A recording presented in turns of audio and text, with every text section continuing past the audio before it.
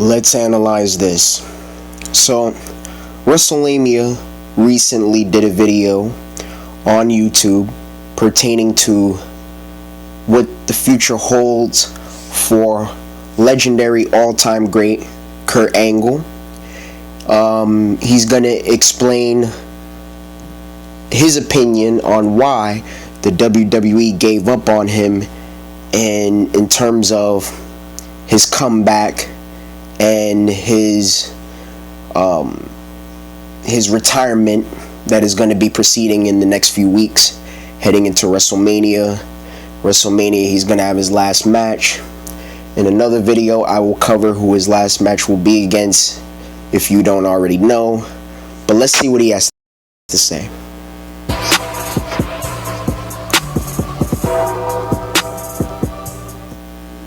The Olympic gold medalist Kurt Angle has had a storied career in the WWE.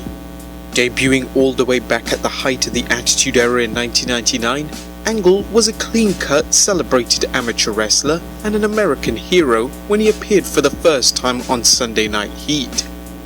On the show, heel Tiger Ali Singh offered Angle $500 to blow his nose on the American flag, but Angle refused and attacked Singh to a roaring ovation from the crowd.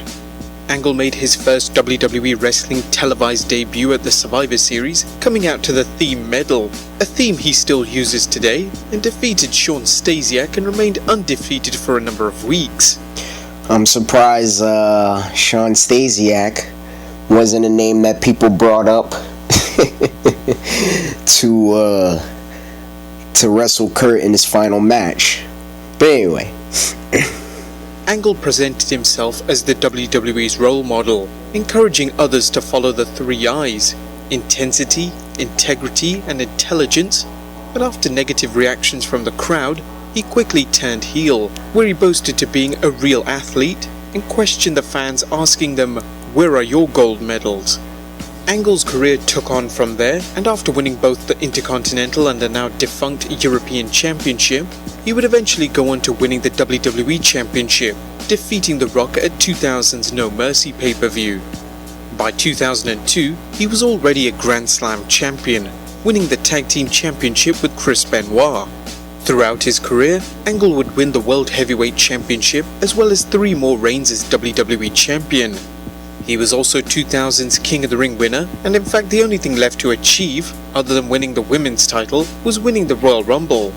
Even though Angle was still a top WWE superstar in 2006, he was unhappy with his position on WWE's B-show ECW and was working hurt. WWE would not let him take the time off, and as a result, Angle requested his release, ending an 8-year relationship with WWE. He would sign with TNA. A little known fact before he continues, I might rewind it, but not a little known fact, but this was something that he forgot to mention, is that Angle was at the very top of the payroll when he asked for his release and was subsequently granted his release as well. And that was something that was probably the most shocking about him leaving the company. He had been there for, I want to say, almost 8 years. At least since his televised debut at Survivor Series 99, he had been there almost 8 years. Showing no signs of winding down his career as he fought harder than ever, holding the TNA World Heavyweight Championship 6 times. That was the issue. He fought harder. Shouldn't have done that. As well as other titles. After last appearing in the WWE in 2006, 11 years later, WWE announced that he would be inducted into that year's Hall of Fame class and returned to WWE television the Raw after WrestleMania 33. 11 years too long. 11 years way too long. Kurt should not have been gone that long. I'm under the opinion that Kurt should have retired at the very latest around 2013. I noticed back in 2012 that Kurt started limping to the ring. Started having a lot of trouble walking. He was in a lot of pain at that point in his career, and he was still having substance abuse issues as well. And of course, in 2013, he would get pulled over for drunk driving and all that other stuff that occurred. But Kurt should have retired in 2012. There was no reason for him to continue to wrestle for what? Another 3-4 years in TNA before finally coming back to the WWE. The latest that he should have retired was definitely around 2014. He should have left TNA. As a matter of fact, now that I'm thinking about it, he should have left TNA around the same time that AJ Styles did. Except AJ went to New Japan. Kurt should have came back here immediately. That's how I feel about that. And I believe that, according to Kurt, even back then, he had been trying to get back into the company. Even back then, he had asked, and I believe that, I could be wrong about this, one of you peeps can correct me down below, but he had a conversation on the phone with Triple H about coming back. And this was around that time, around somewhere between 2013 and I want to say around 2015, maybe. He had a conversation with Triple H about coming back, and they only had one phone call, and nothing came of it. And I believe he kept trying to call Vince. He kept trying to get in touch with Vince. He didn't really want to keep talking to Triple H about possibly coming back, but he wanted to actually talk to Vince. And for some reason, he wasn't allowed to. According to him.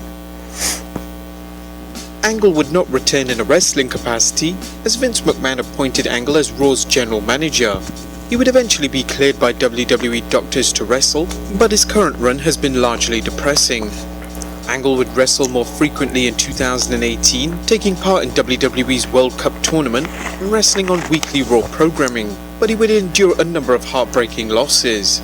Matches would merely end in a few minutes as Angle tried to give it his all, knowing full well he was up against wrestlers in their prime who could outperform him in every way. This run, however, will be Angle's final one, as he announced on this week's edition of Monday Night Raw that he will have a farewell. It wasn't this week, was it this week? No. As of this recording, him announcing his upcoming retirement, it was what, 2 weeks ago? Yes, it was 2 weeks ago now. Match at WrestleMania 35. With the crowd shouting "Thank you, Kurt" in an emotional segment on Raw, Angle said, "I want to thank each and every one of you. You made it so fun for me. I literally had the time of my life." His long and illustrious wrestling career might suggest that he has nothing left to accomplish, but the truth behind his return... He had nothing left to accomplish in 2012. Wrestlelamia. He had nothing left to accomplish by 2013. If you really want to be truthful, he had nothing left to accomplish in 2010, 2011. It was this one instance in Kurt's TNA run where he literally held every title in that company, and the IWGP Heavyweight Championship as well. But this was back in somewhere around 2007 or 2008. He had just got to TNA. He hadn't been in TNA for 2 years. And he was the TNA World Heavyweight Champion, the X Division Champion, I think one half of the Tag Team Champions. He was the, what did they call it back then? It's the television title now, which I'm not even sure if that still exists. The Impact television title could be. I gotta start watching Impact again. I haven't watched in, I want to say like 4 years maybe. Yeah, it's been about 4 years since the last time I watched Impact. But the television title, which it wasn't the television title back then. I believe it was the Legends title. He was X Division champ, Heavyweight champ, Legends champ. One half of the Tag Team Champions, I believe. I could be wrong. One of you peeps can correct me. And the IWGP Heavyweight Champion. And this was back in 07, 08. So even by then, and he wasn't even 40 yet. he had already achieved everything he could possibly do in his career. Retirement is far more upsetting. It's no secret that after over 20 years of wrestling professionally, Angle has put his body through some serious testing. In fact, you'll be familiar with Angle mentioning numerous times he won a gold medal with a broken freaking neck. He was joking either. 5 months. And also, let's not forget how many times he would wrestle with a broken freaking neck in WWE in his prime. Before the 1996 Summer Olympic Games, Angle suffered an almost career-ending injury at the trials, severely injuring his neck, fracturing 2 of his cervical vertebrae, herniating 2 discs, and pulling 4 muscles. The injury not only set back his training, but it started an addiction to painkillers. His neck would never be the same after the injury, and surgery was required again as his neck problems worsened throughout the years of wrestling and travel. Also, in the Olympic Games, in the Olympic tournament, when he was going to the final stretch of matches in the Olympics, he had to constantly receive cortisone shots in his neck, just so it wouldn't be painful for him to wrestle with the injury. On the road, not getting enough rest. Terrifyingly, Angle would even complain of his arm going numb while performing. Surgery meant, however, that he would be off the road for an entire year, which meant that Angle would miss WWE's biggest show of the year, Wrestlemania, something he was an integral part of as he was WWE Champion. But knowing that he owed a duty to Vince McMahon and risk paralysis, Angle put off surgery until after WrestleMania, where the title could be given to Lesnar. He mentioned the importance of not letting Vince down. It was something I just had to do. I couldn't leave Vince McMahon and the company hanging like that. I had a duty as a performer to suck it up. Luckily, thanks to the new developments in neck surgery, Angle didn't need to undergo neck fusion, which meant he didn't need to take much time off. No, he should have underwent the neck fusion. He should have had the neck fusion. Let me explain why he shouldn't have had the neck fusion. Because if he would have had the neck fusion, the chance of him hurting his neck again or being in such constant pain again would have been slim. Not to say it would have never happened again. I'm not saying his neck would have never hurt again and he would have never had re-injured it, because the man would go on to wrestle for over another decade after that neck surgery post WrestleMania 19. I'm not saying that. But I am saying that he should have had the surgery, and the real surgery, the more intense surgery, and rest for a whole year. He should have done that. Because the fact that he didn't do that, when he came back in 04, I mean not in 04, when he came back in the summer, like right after WrestleMania 20, wasn't he hurt again? He was hurt again in just a year later, after coming back so soon. Because if you remember, if you watched, he had that run as SmackDown General Manager, and he was a heel, and he was, conspiring to get the title off of Eddie Guerrero because Eddie beat him at WrestleMania 20. And even then, he had neck problems again. And of course, in kayfabe, he had a leg injury. It was a leg injury, and he was, moving around in a wheelchair. But the real injury was his neck, not his leg. Didn't mean that Angle was going to take it easy though, as he was still performing almost every night, showing no signs of slowing down his performance or his addiction. If he had slowed down after 03, to me, Kurt Angle's peak, his prime, his absolute best was, I would say, around somewhere between 2000 and 2001 up until 2003. Particularly 2002 and 2003. 2002 and 2003 Kurt Angle was the best Kurt Angle. ever. Period. And it's not even close. You could say, oh, but what about his TNA run? Yeah, I mean, I'm not taking anything away from his TNA run. His TNA run was just as great, if not greater, than his WWE run. And I'm not saying that just because he was in TNA longer. I'm just saying that because you could make the case. But Kurt Angle, between 2000 and 2003, there was literally nobody better than him. You had some guys that had better years within those years, but Kurt was still the best wrestler. For those 3 years straight, there was nobody that could touch him, I feel, in my view. But Kurt really should have slowed down in 03. He really should have after that. Because at that point, he was 35. He's somewhere around 35 years old by 2003. That was literally the end of his prime, you know. Because Kurt became, you know, he came into the pros late. He did. He didn't get into the pros until he was, 29? He started training around, like late 97, early 98.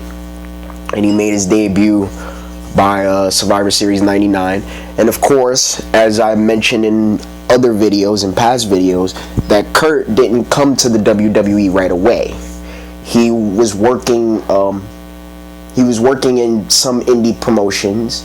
He worked the NWA. He wrestled in the NWA Battle Royal, I think, for the heavyweight title. It was to celebrate the NWA's 50th anniversary. Yes, it was to celebrate their 40th anniversary. No, their 50th anniversary. Excuse me. Yeah, it was their 50th anniversary, because the NWA was formed in 1948. Damn. Wow. National Wrestling Alliance has been around forever. Not as long as the CMLL, though. But, you know, Kurt should have slowed down. But like I stated in the Shawn Michaels retrospective, he was so freaking competitive and so intense and willing to do anything and everything it takes to prove that he is, well, at least in his mind, the greatest of all time. And like I said in that Shawn video, don't let these athletes fool you when they give credit. Don't let these all-time great athletes fool you when they say, oh, I don't think I'm the best. I don't think I'm the greatest. To me, so-and-so is the greatest, and this person I used to watch is the greatest. Don't let them fool you when they say that. Because am I saying that they're insincere? Not necessarily. I don't want to say that they're insincere because I'm not about to say that. But they don't believe that in their heart of hearts. They believe that their contemporary that they give credit to, they believe that they are one of the best, but they don't believe that they're the greatest because they believe they're the greatest. Kurt Angle believes he's the greatest of all time. If he didn't, number one, he wouldn't have wrestled as long as he did. That's number one. And number two, he wouldn't have continued to go hard body like he did after 2003.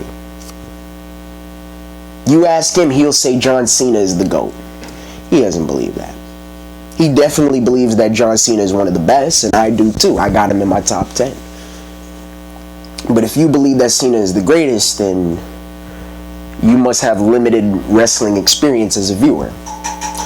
And you clearly haven't seen anybody else wrestle, because Cena is not the greatest.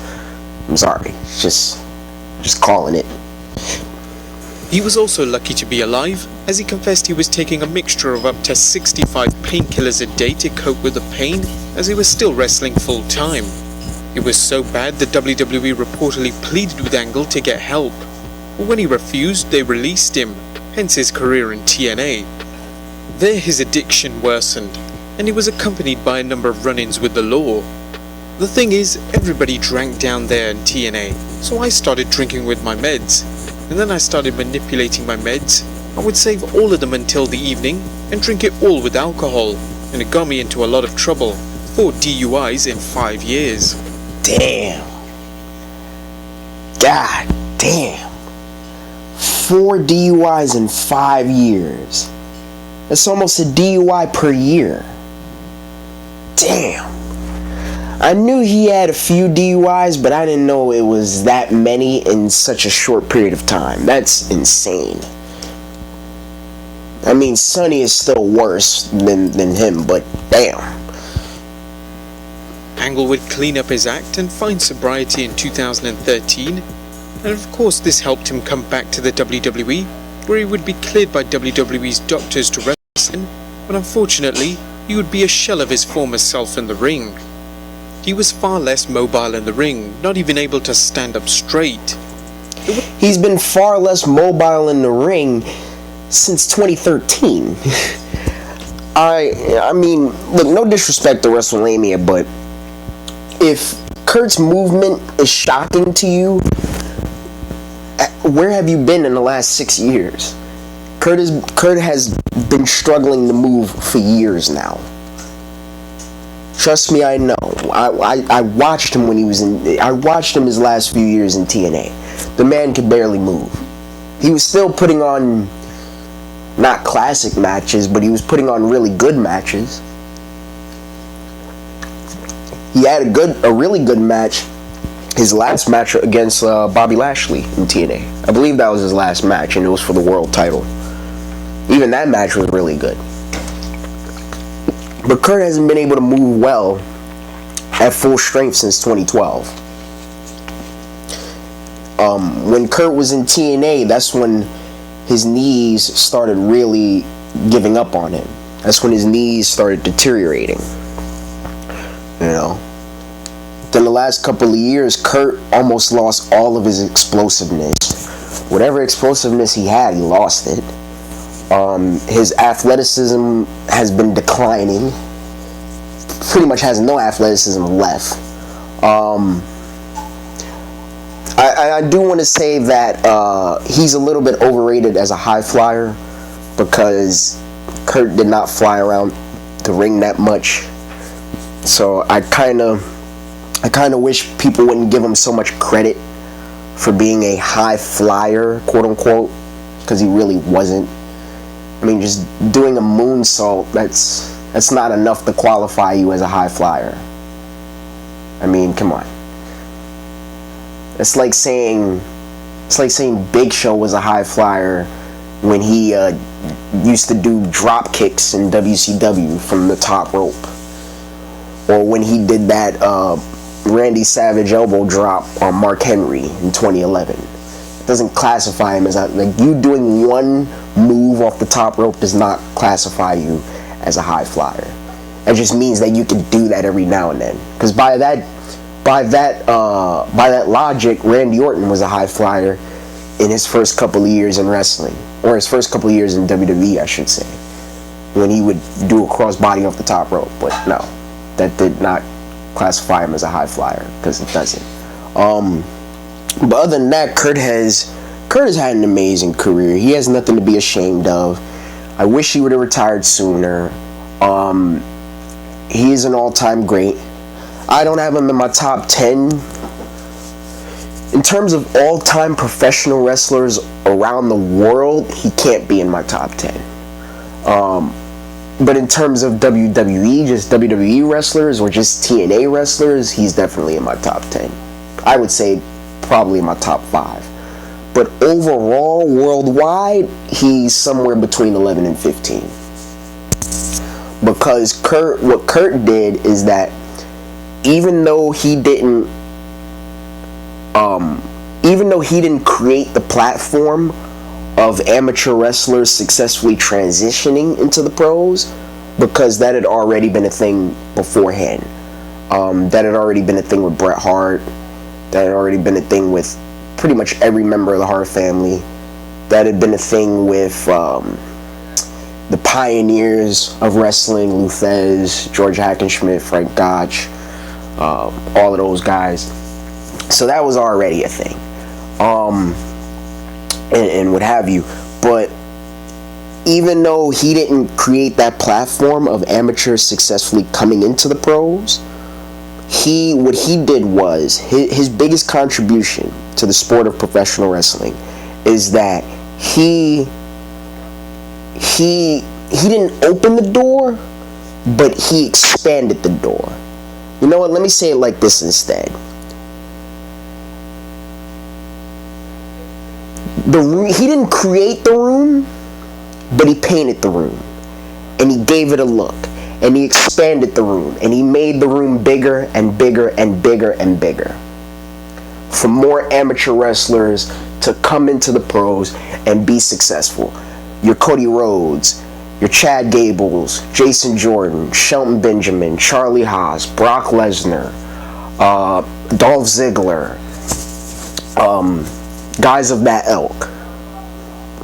That's Kurt's biggest contributions. And he is definitely, without a shadow of a doubt, the most successful amateur wrestler to be the most successful professional wrestler. And he is the most decorated and successful singles professional wrestler of all time. No doubt about it. It wasn't apparent during tag matches, but when Angle was booked in singles competition, it became more and more obvious that Angle just could not go in the ring. And whilst age can be a contributory factor, the main culprit was the years of punishment he put his body through. This was agreed evident in his match against Baron Corbin at a WWE live event in San Antonio.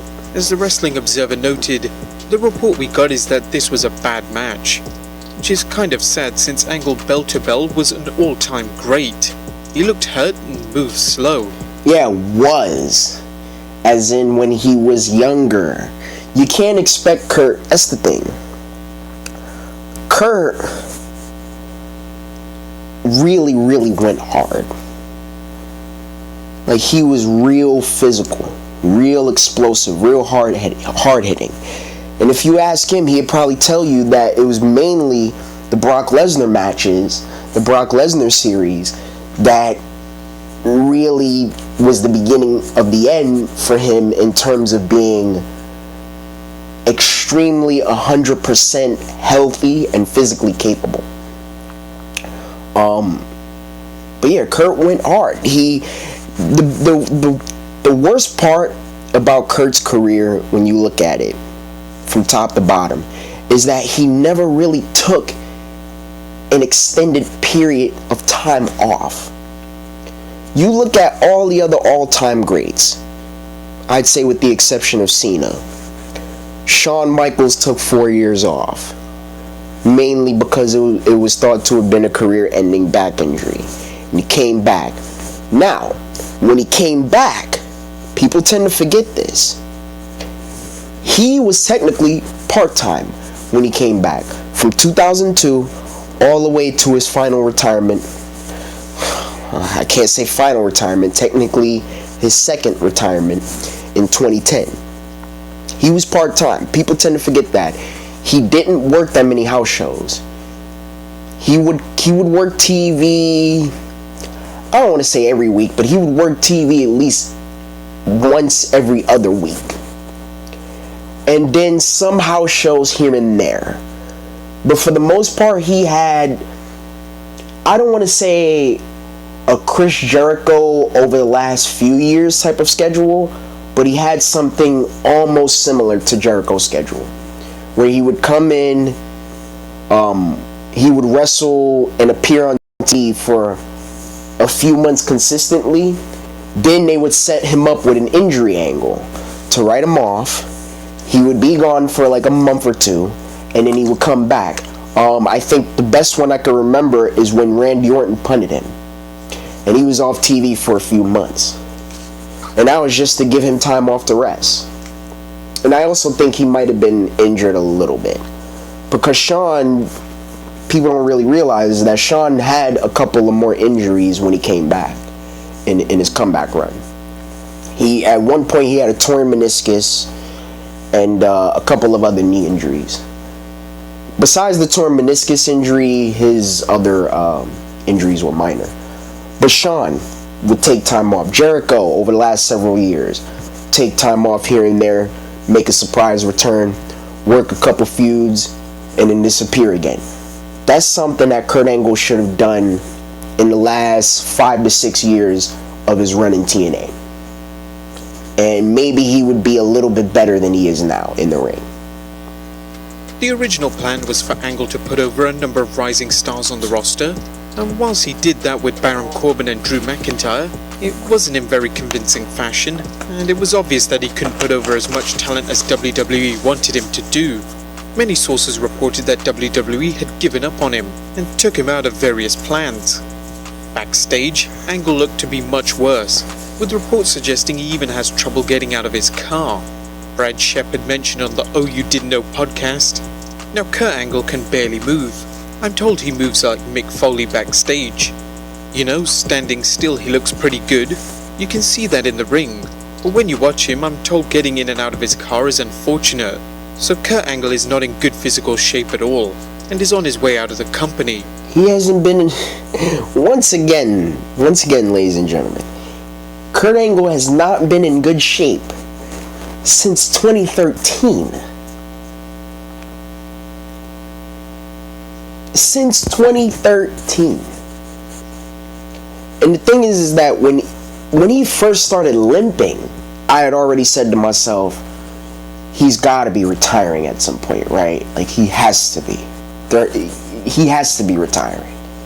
There's no way he can keep doing this. Once I saw Kurt Angle, when I noticed that he had started limping, I felt the same way I felt with him when I saw Sting start wrestling in a t-shirt in his last couple of years in TNA. When he would just come out with his t-shirt on and then not take it off and wrestle a whole match with the t-shirt on. It's the same thing with Kurt and Sting, with both of those issues. When those two things happened, I literally said, both of these dudes need to be gone. They gotta go. They gotta retire. That's it. It's over. Because when you get to the point, unless it's part of your character, like a Tommy Dreamer, like a Sandman, unless you're one of those guys, when you start wrestling in a t-shirt, that's the biggest sign that it's over for you. Because what that proves right there is, number one, you're not in shape. You're not in shape. And if you take that shirt off and you show anything around your torso, it's gonna look ridiculous. It's gonna look sad. It's gonna look pathetic. And nobody wants to see that. Nobody wants to see somebody out of shape. This is why Undertaker should have retired when the streak ended. This is why Kane should have retired, I don't know how freaking long ago. While he probably isn't on his way out of the company, Angle himself even admitted he isn't able to perform at the level he once did, saying, "It was really tough for me to come to that decision. It actually has been nipping at me for the past year. I'm 50 years old. I know I'm not the same as I used to be. I'm slower in the ring. I can still get the job done, but if I can't perform at the Kurt Angle of 2006, 2003, I don't want to perform at all. You finally know when your time's come, and you've got to make a decision, and I've decided that I want to keep my legacy intact, and I think that retiring is the best decision for me." Angle will be wrestling his final match in WWE and possibly the last match he'll ever have at WrestleMania 35. But who should his opponent be? Which one wrestler deserves the opportunity or right to be his? Oh boy. Y'all stick around for that next video. I promise it's gonna be good. His final opponent. Multiple superstars come to mind, and it usually involves those who are obviously on the current roster. But it has to be someone he shared a rich history with, someone he is notably feuded with in the past.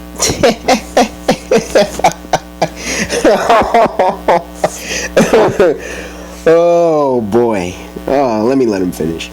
Former WWE champion and future Hall of Famer The Undertaker comes to mind. Oh no! Hell no! What? Who? No.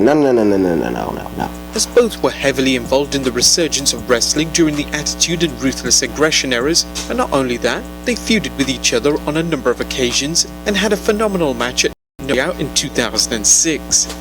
There was also talk in the past that the Olympian be the one to defeat The Undertaker at WrestleMania, ending the streak prematurely. The only problem is that The Undertaker's mobility in the ring is only slightly better than Angle's. Plus, there doesn't... I guess so. I guess so. Who is slower? No, I think that Undertaker is still slower. It's just that Kurt can't get up. Whenever he gets knocked down, it takes him forever to get up. And Undertaker, when he goes to knock you down, it's slow as shit. I don't know. They both can't move. Seem to be any sign of The Undertaker wrestling at all at the show of shows this year. Alternatively, we would like to see the 16-time WWE Champion John Cena come... Let me explain this. For those that wanted Cena versus Kurt, okay, yes, it would have been a better match than what we ended up getting, and I'll talk about that on the next video. But Cena's not in his prime either. You're saying Cena is a lot slower than he once was as well. He's lost a lot of his timing, his instinct, and one thing that I noticed that for a while I didn't, and I just thought about this too. I went back and watched his match with Roman Reigns at No Mercy a couple of years ago. This was in 2017. And I noticed that by the end of that match, Cena was sweating.